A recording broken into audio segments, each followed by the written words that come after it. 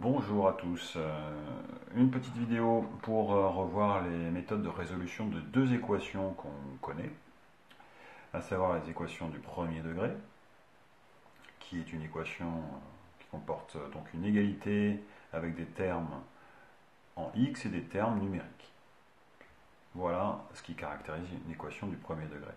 Une équation du type produit nul, c'est une équation qui est la forme d'un produit de deux expressions, parfois plus simple que ça, et qui est égal à 0, d'où le nom de produit nul.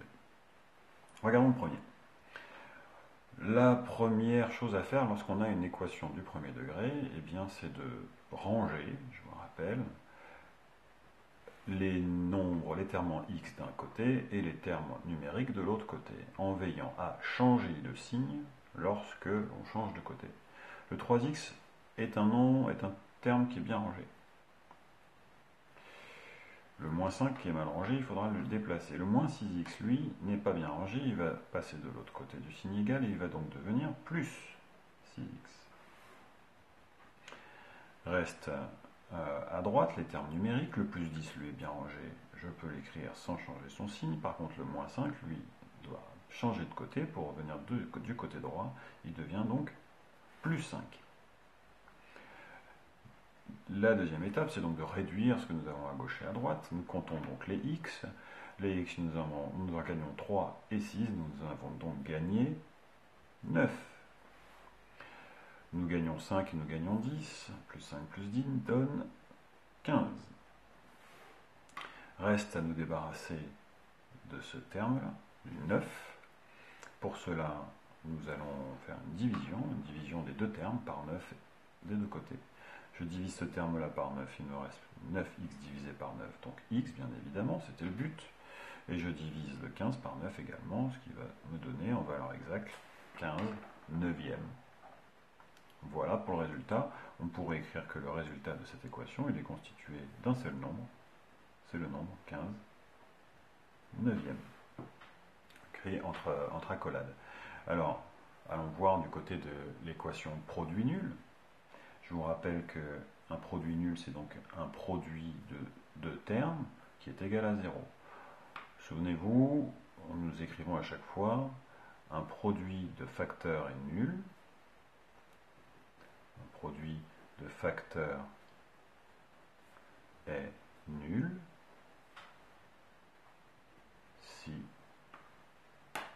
l'un au moins de ces facteurs est nul. Ça signifie quoi? Ça signifie que pour que ça fasse 0, il faut forcément que l'on ait soit ce premier nombre-là qui fasse 0, c'est-à-dire 2x moins 3 doit être égal à 0, ou bien 5x plus 10, c'est lui peut-être qui doit être égal à 0. On reconnaît ici une égalité dans laquelle il y a des termes en x et des termes numériques, ça s'appelle une égalité, une équation du premier degré. De même, ici, une équation du premier degré, puisqu'on a des termes en x et des termes numériques. Nous allons les résoudre assez simplement, ce n'est pas quelque chose qui nous pose problème désormais.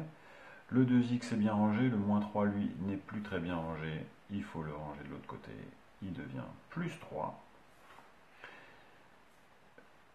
On se débarrasse du 2 qui nous gêne, je voudrais un seul x, moi j'en ai deux, c'est un seul x que je veux, donc ce 2, je vais en faire quoi?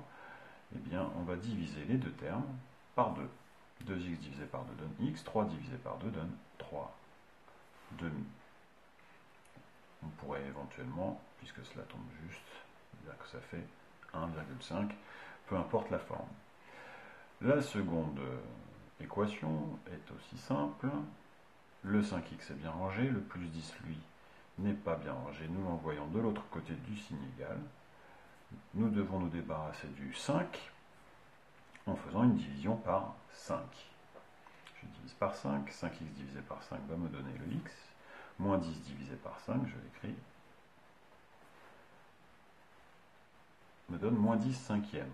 La valeur exacte peut être calculée, on obtient moins 2.